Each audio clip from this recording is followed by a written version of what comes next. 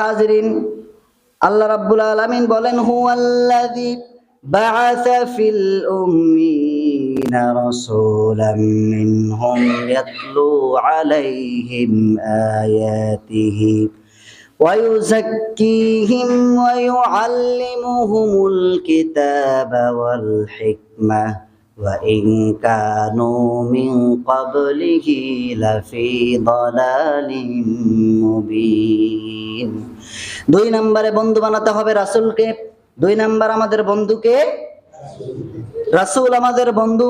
তার কারণ কবরে একজন ব্যক্তিকে দেখানো হবে, তিনি হচ্ছেন জনাবে মুহাম্মদুর রাসূলুল্লাহ সাল্লাল্লাহু আলাইহি ওয়াসাল্লাম।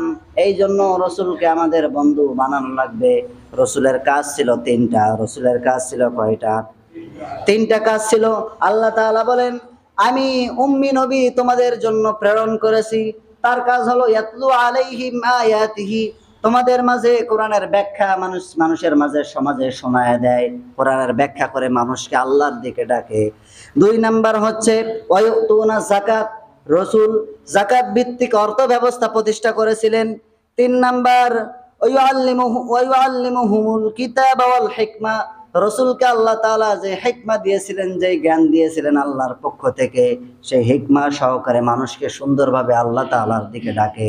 এখন যদি আপনি পৃথিবীতে কোনো মানুষকে বন্ধু বানাতে চান, তাহলে রাসূল যেই কাজগুলো করেছেন, সেই কাজগুলো যার মধ্যে থাকবে, সেই দফাগুলো যার মধ্যে থাকবে, তাকে আপনি বন্ধু বানাবেন। রাসূল কি করেছেন?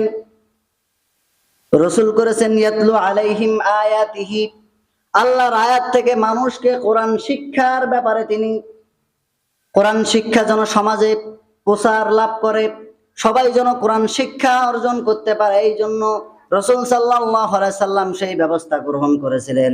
সাহাবায়ে কেরাম বিভিন্ন জায়গায় কোরআনগুলো লিখে রাখতেন, গাছের মধ্যে, চামড়ার মধ্যে লিখে রাখতেন। কোরআনকে ওইভাবে তারা সংরক্ষণ করেছেন। আজকেও আপনি তাদেরকে বন্ধু বানাবেন যারা চায় যে ওই ব্যক্তি যারা কোরআন পড়া শিখুক, কোরআন অনুযায়ী আমল করা শিখুক, কোরআন অনুযায়ী নিজের জীবনকে গঠন করা শিখুক। এইরকম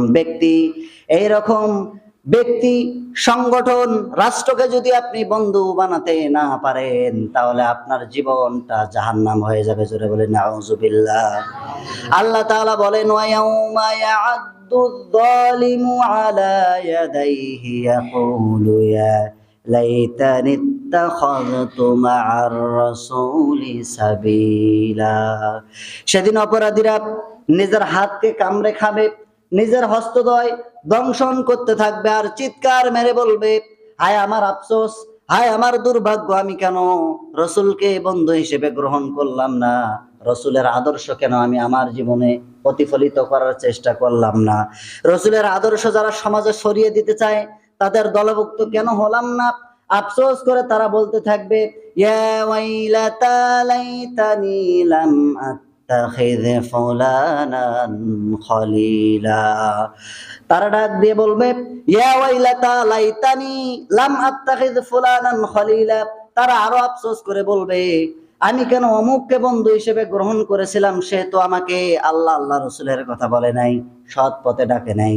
তারা আমাকে অর্থর লোভ দেখিয়েছে, তারা আমাকে ক্ষমতার লোভ দেখিয়ে আমাকে অন্ধ বানিয়ে দিয়েছিল, এই কারণে আজকে আমাকে জাহান্নামে যাওয়া লাগতেছে। সেই গুসায় হাত খেতে থাকবে। আল্লাহ তাআলা বলেন, লাকাদ আযাল্লানি আনিদ যিকরি বা'দা ইয জাআনি ওয়া কানা আশ-শাইতানু লিল ইনসানি খাযুলা। যখন আল্লাহর পক্ষ থেকে আলেম ওলামারা আমাকে বোঝাইছিল, আমি তাদের কথা না শুনে দিল্লির কথা শুনতাম, আমি তাদের কথা না শুনে দাদা বাবুর কথা শুনতাম, আলেম ওলামাদের কথা আমি মূল্যায়নে দিতাম না। আলেম ওলামারা দফা দিয়েছিল, 13টা দফা দিয়েছিল যে নাস্তিক মুরতাদ সমাজ গঠন করতে হবে, যারা চুরি করবে তাদের হাত কেটে দিতে হবে, যারা অন্যায় করবে তাদেরকে জেলের মধ্যে রাখতে হবে, যারা রাসূলকে গালি দিবে তাদেরকে ফাঁসির কাস্টে ঝোলাতে হবে। এইরকম ফর্মুলা আলেমরা দিয়েছেন কি দেন নাই? কথা বলেন না কেন? কিন্তু আলেমদের কথা তো আমি শুনলামই না, আলেমদেরকে আরো বিভিন্ন মামলা দিয়ে জেলের মধ্যে ভরালাম। দাদা বাবু বলল 41 পর্যন্ত, সেই কথা শুনে, তার কথা শুনে আজকে আমার এই অবস্থা হলো। দাদা বাবু বলেছে 41, আমি বাঁচি কিনা তার কোনো গ্যারান্টি নাই। দাদা বাবুর উপরে তোয়াক্কা করে আমি যেই অপরাধ কাজগুলো করেছিলাম, হায় আমার আফসোস। আপনি সূরা ফুরকান খোলেন, 27 নম্বর আয়াত, 28 নম্বর আয়াত দেখেন। ভুল বের করতে পেলে আমাকে এখান থেকে উঠায় দেন, ধাক্কা মারেন, অসুবিধা নাই, কিন্তু ভুল না বের করে সমালোচনা করলে এর জবাব কিন্তু আল্লাহর কাছে দিতে হবে। আল্লাহ তাআলা বলেন যে লাকাদ আদাল্লানি আনি যিকরি বাদা ইয জাআনি, জাহান্নামীরা বলবেন লাকাদ আদাল্লানি, তারা আমাকে দল্লা ইউদিল্লু তাবদিলান ফাহুয়া মুবাদ্দিলুন, আমাকে পথভ্রষ্ট করেছিল ওই ব্যক্তিরা, ওই বন্ধুরা। আপনি যাকেই বানান না কেন, ব্যক্তি, পরিবার, সমাজ, রাষ্ট্র, আপনি যেভাবেই খাটাবেন সেভাবে আয়াত যাবে। আল্লাহ তাআলা বলেন তারা আফসোস করে বলবে আমি কেন এই কথাগুলো শুনলাম না। আদাল্লানি আনি যিকরি, আল্লাহর পক্ষ থেকে বাণী আসার পর আলেম ওলামারা তো নিজের মন গড়া কথা বলে না, মন গড়া কথা বলে। তারা যে কর্মসূচি দেয় কোরআন এবং হাদিস থেকে তারা অ্যানালাইসিস করে দেয়, ঠিক কিনা? সেই কথাগুলো তো শোনেই নাই, আরো মানুষের কথা শুনে তাদের উপরে জুলুমের স্টিম রোলার চালিয়ে দিয়েছিল। সুতরাং তারা আফসোস করে বলবে আমি তাদের কথা শুনতাম, শুনে আমার এই অবস্থা। সেদিন যদি হাত কামড়ে খাওয়া তো দূরের কথা, কলিজা যদি কামড়ে খায় কোনো লাভ আছে? লাভ আছে? দুনিয়াতে একজন মানুষ একজনের সাথে অপরাধ করলে তাকে ছেড়ে দেয় না, আল্লাহকে ছেড়ে দিবে? কথা বলেন না কেন? এগুলো তারা বুঝতে চায় না।